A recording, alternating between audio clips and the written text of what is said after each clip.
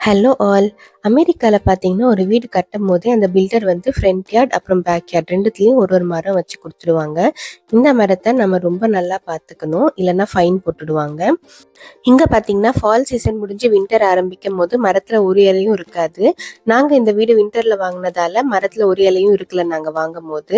Spring season வரும்போது மறுபடியும் எல்லா இலையும் மறுபடியும் வந்துரும். ஆனா இங்க ஸ்ப்ரிங்கே முடிய போகுது. இன்னும் எங்க வீட்டு மரத்துல ஒரு இலையும் வரல.